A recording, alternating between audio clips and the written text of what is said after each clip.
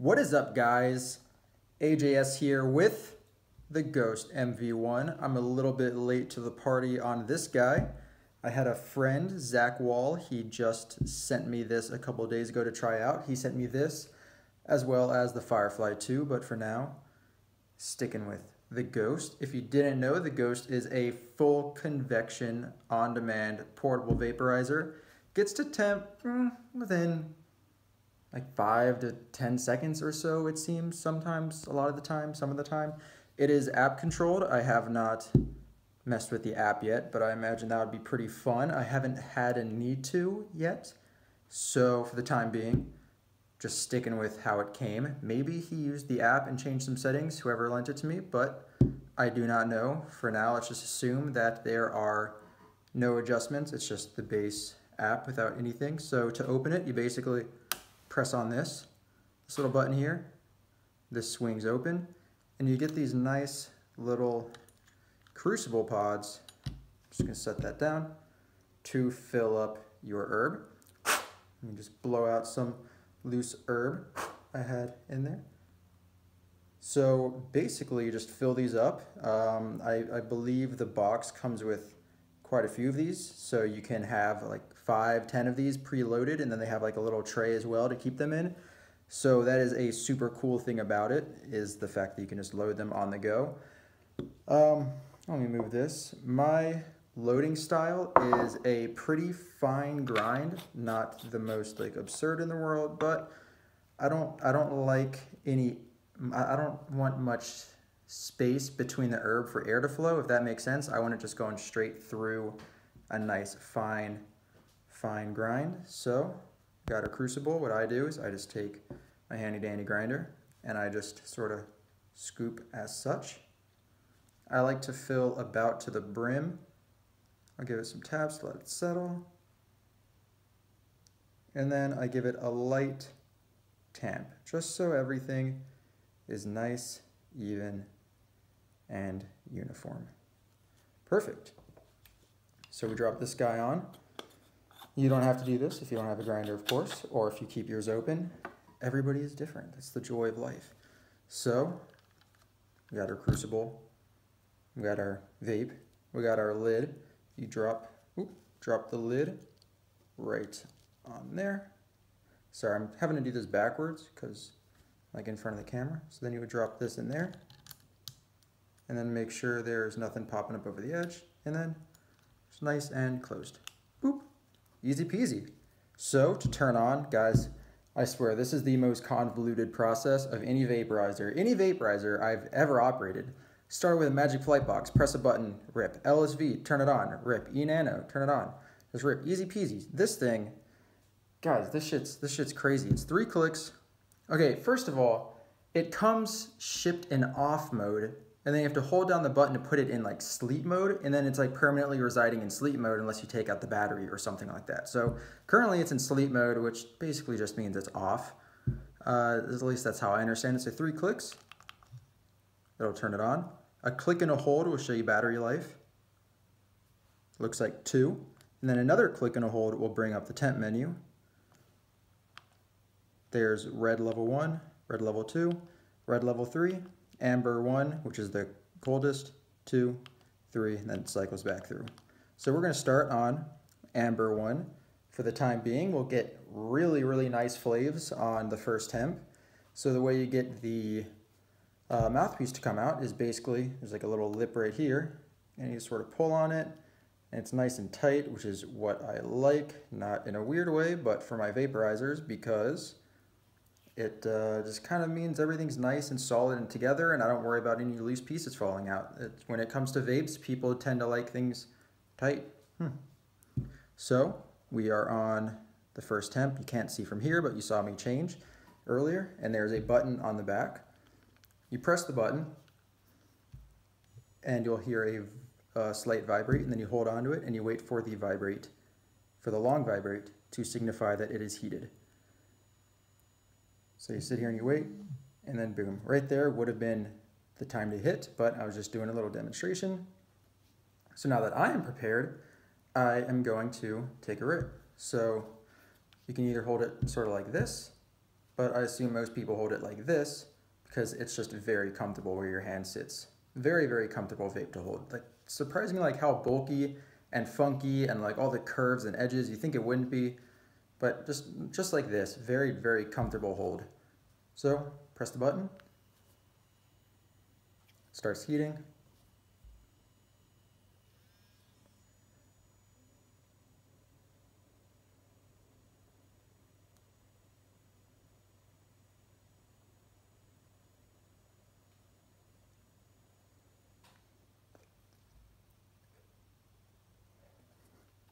I got a little bit of vapor. You guys probably won't see any vapor, but the flavs were fantastic. I'm smelling it now as it's sort of in the air.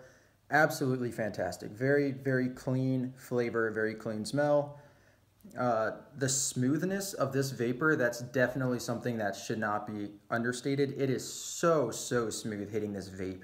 Coming from other full convection on-demand vapes, if you've ever tried one that just had just a straight pipe glass tube basically that had the herb straight from there to your mouth, it gets pretty rough, whether it be the Splinter with its 18 millimeter stem, the LSV with their stems, the E-Nano with their stems, any of those, the stem pod, things like that. They're pretty much all pretty harsh on the throat, just because like you're basically, they call it like the hair dryer. Basically, it kind of feels like you're sucking on a hot air dryer. Not the case with the Ghost MV1. It is very, very smooth. We'll do another rip on this temp. Again, won't get great clouds, but we're here for the flavs for now. The clouds will come, don't worry.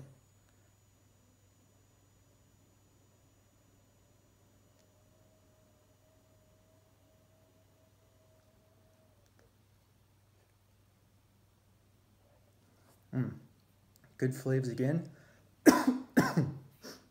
Very, very smooth vapor. You don't feel it on the throat. You feel the thickness of the resin, of the hit, of the vapor in your mouth, but you don't feel the hit actually hitting against the back of your throat, at least not in my experience. Everyone is different, but this is by far one of the smoothest convection vaporizers I've tried, for sure. The draw is very nice. It's a very smooth draw. It is not completely open like, let's say, the Milana or the stem pod when that is fully opened, but it is much better than 90% of vaporizers you'll try out there. When you pull hard, you don't feel like you are forced against some sort of like resistance that's holding you back. You kind of feel like you can go against the resistance. It just kind of seems like it's there to like aid you in your draw. It doesn't feel like it's there to permanently hold you at one select airflow, so that's kind of nice. When I pull slow, I don't get great vapor. I get good flavor, but the harder I pull up to a certain point, I typically get thicker vapor, which is kind of the opposite of a lot of vapes, for convection vapes at least. I know with the Splinter, with the stem pod, with the Milana, with the LSV, with the E-Nano, they all like a nice, not slow, but gradual, just a nice, consistent, like slowish, medium, gradual draw. But the MV1, it kind of requires a bit of a harder draw for sure. I don't know if it's required, but that's my technique. So let's turn this guy up real quick. So we hold it down to show the battery life. Hold it down again to get to the menu of the temperatures. Go to temp 2. You can see the 2 lights blinking. So amber level 2. It goes amber 1, 2, 3, and then red 1, 2, and then apparently the red 3 is the concentrates, but I've heard from, I believe it was Puff It Up who mentioned they don't necessarily use it for concentrate mode. That's not what they recommend it for. I could be mistaken. It could have been somebody else who said that, but I do remember that. I have not tried concentrate mode yet, so I could have a different opinion on that, but I'm more of a flower guy. I like my flowers. I like the herb. I like all the terpenes and the profiles. I like the effects a lot more than concentrates, so I stick with flower. Here we go, doing another heat up.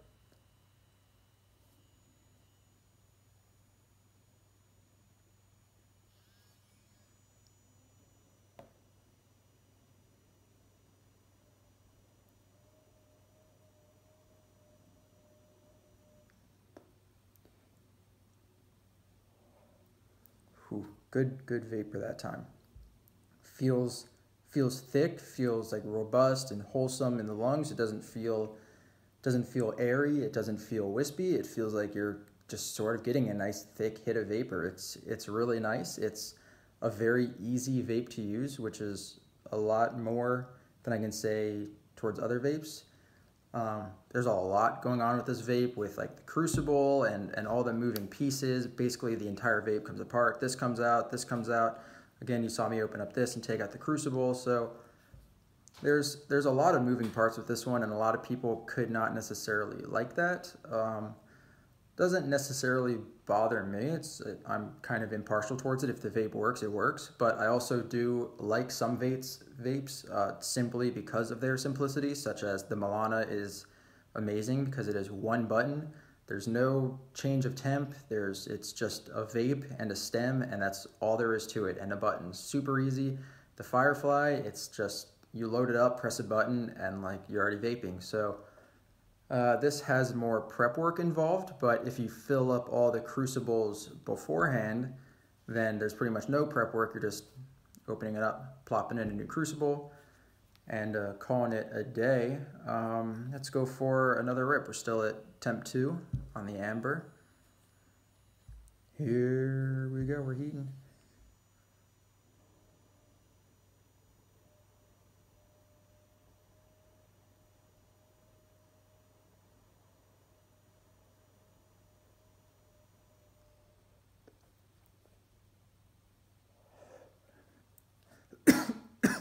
Another good rip. It's probably not going to look much to you guys with this lighting, but to me, you know, they're solid rips. It's nothing mind-blowing at this point. I'm not really going for the biggest hits. I'm just sort of trying to demonstrate the vape, but very, very nice vapor for sure. One of the biggest negatives, I guess, is if you have the standard charger, which is, it looks like a little micro USB, as you can see right there.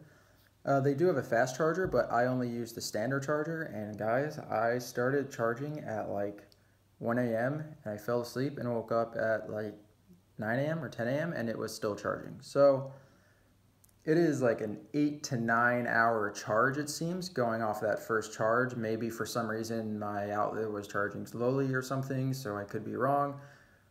But yeah, that's a little intense. That is a long commitment for a charge. So if you're out of batteries, you're pretty much out of commission for the next 8 hours or so, I guess, unless you do. I don't know if it does pass-through charging or whatever it's called. I'm not sure on that.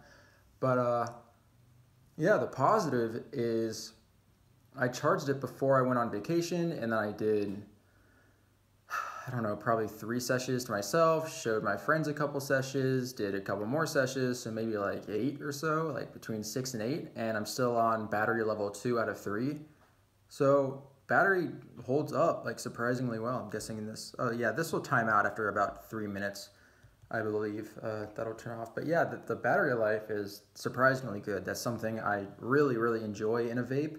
I always recommend the A-Riser Solo 2 because the battery life is like fucking 20 sessions. It's absolutely insane. Charges up in like 2.5 hours, I'd say, 2 to 3 hours. I don't really charge it from empty to full and like watch it, so I don't have the exact estimate on that. But anyway, back to the Ghost. It definitely holds a charge for quite a while, and there is a fast charger. I'm not exactly sure how much that is, but I believe it changes the charging to like 2 hours, 2.5, 3 hours. For some reason, I remember hearing 2 hours or 2.5, like back in the day. I don't know if that's still what's like the most accepted number for how quickly it charges. I'm not sure, but yeah, the fast charger would pretty much cut out the entire issue of the charging. So overall, it's an awesome vape if you are looking for something that is good flavor on the low end, if it can cloud up, if it's got good effects. It's also very efficient. You don't need to pack too much. I have other vapes that are more efficient. I think microdosing with some of my heavy hitters like the Splinter and the Stem Pod and stuff like that, where I can just kind of milk really big hits out of really small amounts. I think that might be a little bit more efficient. But that's just the nature of the devices and like how they're set up and what they're supposed to do or how they're supposed to run optimally. So obviously every vape cannot hit every single corner of all the niches, as some people say, that are related to vapes, just because vapes just go so incredibly in depth at this point on what people are trying to achieve from their session.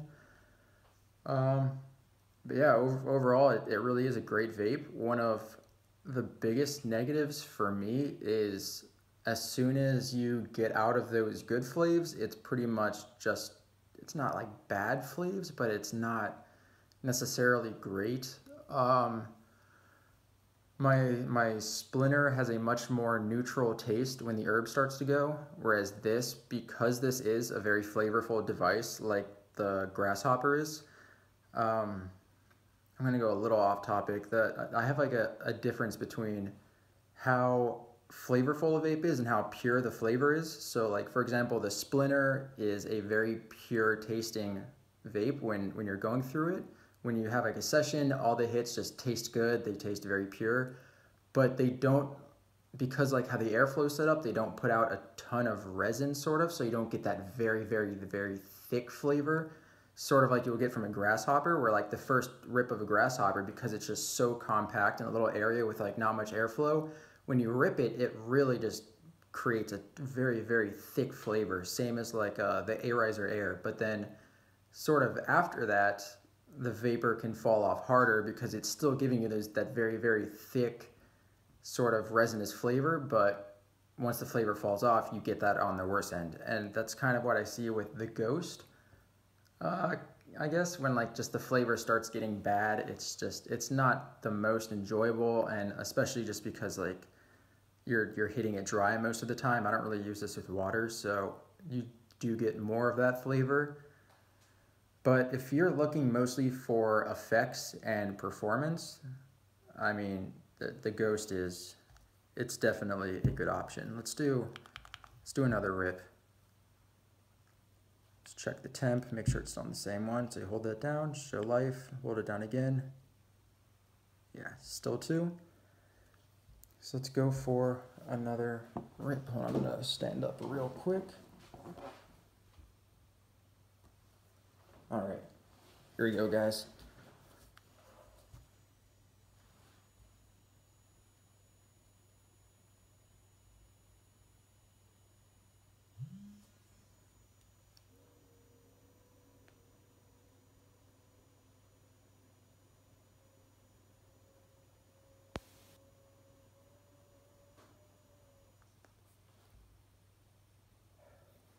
Nice rip again. Flavor's already falling off. It's starting to get a little burny, but there's still probably a lot of life left in the herb. That's just kind of the nature of this vape, is like flavor starts to die before the herb is like really dying.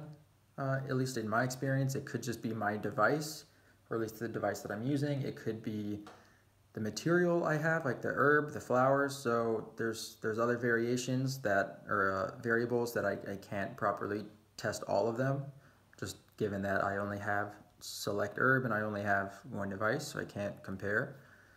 But let me check the ABV. So again, you just pop that open, pressing that, open it up. Now this will be hot, but it cools off very fast. If I just do a slight blow on it, then normally I just put my finger there and have it kind of stick, and then it comes right off. Yeah, so when I look in, you guys may not be able to see this, I don't have the most even ABV. I don't know if you can see, it's a little bit darker down below. And that's, of course, going to affect performance, or flavor mostly. I'm getting my keys out because I have the little Da Vinci poker. So I'm going to stir this. So whenever you get an area of your bowl that vapes more than the other areas, that area is obviously going to get darker faster. And when that gets darker faster, the flavor of that area gets compromised. And when that flavor falls off, it affects the flavor of the entire bowl. That's just sort of how it works. And then also chances are that area, because it's like darker, is probably being vaped more, so that's going to be the most prominent flavor you're tasting, because it's just all in that area where the heat's directed. So this could be my technique, it could be my pack. I've only had this for a couple days, 6 days, 5 days, something like that. So Just plop this back on. And then don't forget, gotta put the lid back on. So you just sort of drop it on, and then I just kind of move it around. Hold on. I'm at an awkward angle. All right, it's all nice and flush. And then we close her up. 3 clicks to turn on. 1 click to check the battery. 1 click again, we'll click and hold to go to temp. And 1 click, we'll try red one. So you hold the button on the back. You're gonna hear a little buzzing when the heater is activated, and I think that's the chip that reads the temp or something, or whatever kind of monitors the temp of the heater. I believe that's what's making that buzzing. You'll hear it in a couple other vapes. We hear the ticking in the grasshopper. You hear a little buzz in the firefly sometimes. So I think it's just part of the device. It's part of what regulates temp, but I could be wrong on that. Pressing the button, heating up.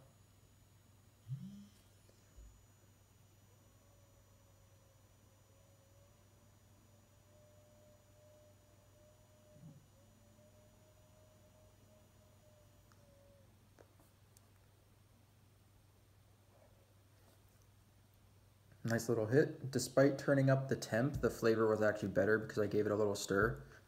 So if you are concerned about that, you are more than welcome to open up the crucible or the tray or the basket, whatever people call it, and give it a little stir between hits. It's just not the easiest to do because you gotta plop this guy open, then you gotta take off the screen, and then sometimes the screen is kind of hot and everyone's different what is considered hot. Normally I'm pretty sensitive, but I just found a method to get this off pretty quick. But yeah, it's not the most convenient to stir, so I can see why a lot of people would avoid stirring and would rather just have a nice even vaping unit.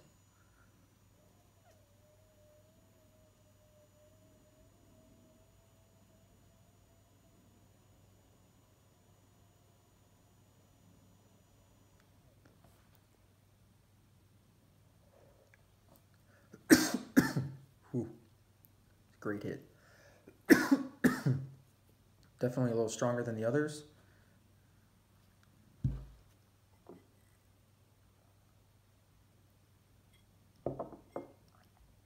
Since the stir, the flavor is a bit more neutral. It's not quite so dark tasting. Probably got 1 or 2 more rips. Try to make them big ones.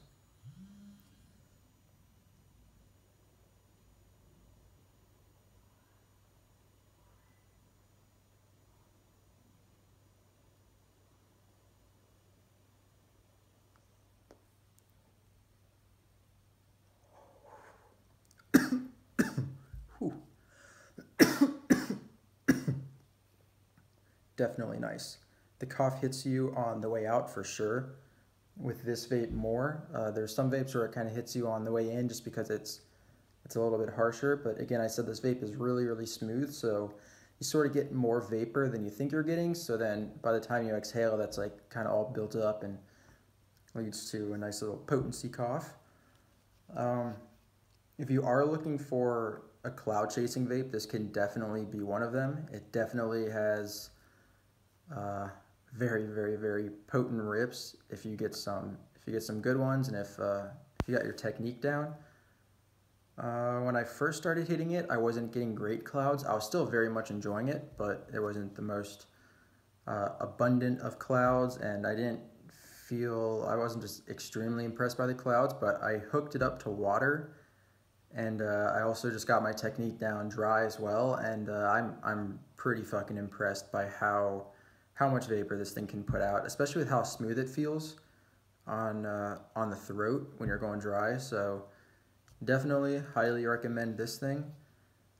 It's pretty expensive, so at that price point, it's hard to justify with like the whole flavor thing. If this vape was flawless all the way through, I could justify the price. But if you're looking for just performance alone, and don't get me wrong, the flavor is still pretty great, especially like on the lower end. It's just like once it starts getting dark, I'm not like a huge fan of it, but the performance is just, it's really, really there. It hits great, it hits strong.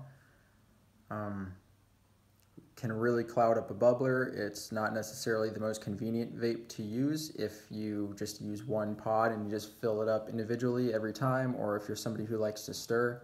Those kinds of things can make it a little bit more difficult, but other than that, if you're somebody who prepares their herb early, if they can sort of load up a bunch of different these little chambers or pods or crucibles or whatever and just have them all lined up, then it can be a super convenient vape. Just popping this guy open, because all you would have to do is pop, open, push this out, put a new one in, and close, and like you'd be good to go on a fresh bowl. So I can definitely see where that is a huge appeal for a lot of people. But if you're someone who's like not very dexterous or has some arthritis or something, this could sort of cause some issues with how many parts there are, how hard you have to press, kind of how like micro movement oriented you have to be in order to get the crucible in there, just because it is a little tough. I personally never had an issue. I saw a lot of people on the forum complaining that it was like difficult to do, or they were having trouble with it, or it wasn't something they enjoyed. It's no problem at all for me. It takes 1 second to pop out and pop in, but really good vape. I recommend it, not necessarily for the price, but for a performer I do. And I have a massive cloud video up on my Instagram that I'll probably link down below so that you guys can get a feel for how this thing can really milk in better lighting, because this lighting is awful to see vapor. I can barely see my hits, and I bet you guys can see it even less. So anyway, that's the vape, guys. It's pretty nice, and I guess that's all I got for you. Peace.